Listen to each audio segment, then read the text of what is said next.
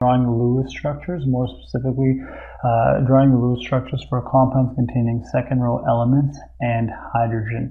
And to do so, we can do so by following the 3 easy steps laid out here for us on the right side of our slide here. Let's take a look at them and then we'll do a few examples.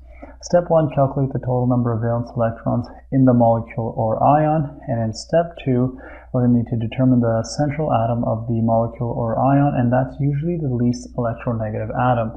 And if you recall, we covered electronegativity extensively in the periodic table lecture series. Thus, should you require further information on electronegativity, you can watch that lecture at any time. Now, in step 3, we're going to go ahead and just draw the diagram for the molecule or ion. And there's a few points that we should take note of. Firstly here, as it says, a hydrogen atom always forms one bond, and hydrogen is always a terminal atom in a Lewis diagram.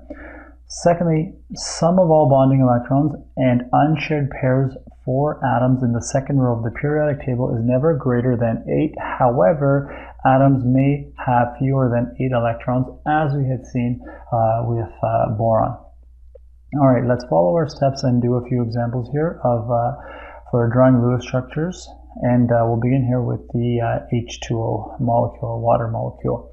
Now, if we recall, we had previously stated that a representative atom or we can say a main group, a representative or main group element has the same number of valence electrons as its group number, right? Therefore, each of these hydrogen atoms should have 1 valence electron, as hydrogen is a main group 1 element, and oxygen, being a main group 6 element, should have 6 valence electrons. And as you see here, we have a total of 8 valence electrons, right? 1 for each hydrogen and 6 for the oxygen as such. Now, next, so that was for step 1. So for step 2, we're going to need to determine the central atom of the molecule or ion, and it's usually the least electronegative atom.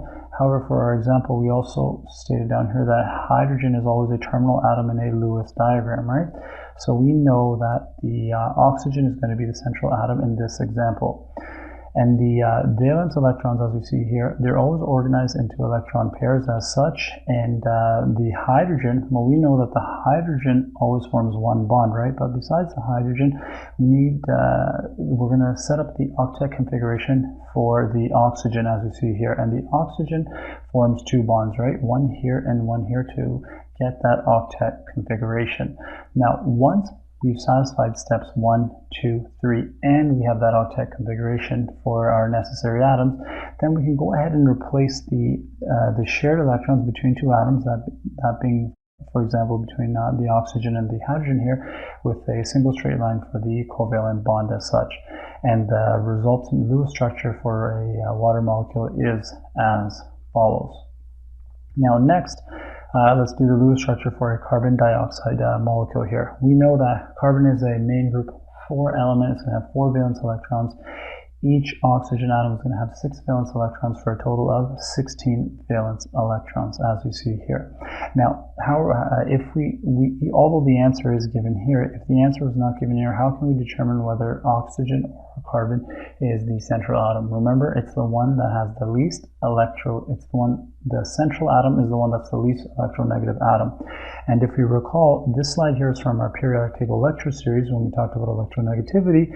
We stated that electronegativity increases going up a group and it increases going across a row on the periodic table. And now if we take a look, we see that we have carbon right here and we have oxygen right here, and we see that oxygen is going to be more electronegative.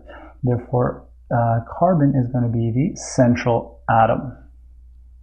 Okay, now if we go back one slide here, we see that is why carbon is our central atom. Now, to obtain that octet configuration, right, the carbon here is going to need to form 4 bonds, right, while the oxygen, it forms 2 bonds, resulting in 2 double bonds between the oxygen and carbon here, and the carbon and the oxygen here as well.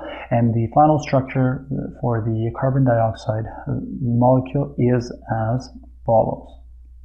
Now, next for hydrogen cyanide, we know that hydrogen has 1 valence electron, We know that the carbon has 4 valence electrons, and we know that nitrogen has 5 valence electrons for a total of, it doesn't say here, but this should be a total of 10 valence electrons as such. Now, let's go ahead and determine in step 2, right? We need to determine the central atom, and as it says here, it's usually the least electronegative atom. So we see here that carbon and nitrogen, with their positions on the periodic table, we see that carbon is to the left, and it's going to be, it's not as electronegative as nitrogen, thus carbon is going to be our central atom. So if we come back here, now we see that carbon is our central atom. Now we know that the hydrogen is just going to, hydrogen always forms one bond, right? Thus, the hydrogen is going to form that one bond with the carbon, as we see here. Now, in order to achieve that octet configuration, the carbon and the nitrogen are going to need to form 3 bonds, as we see here, which is going to result in a triple bond between the carbon and the nitrogen, and the resulting Lewis structure for the hydrogen cyanide is as follows. Okay, let's proceed now to our next slide here.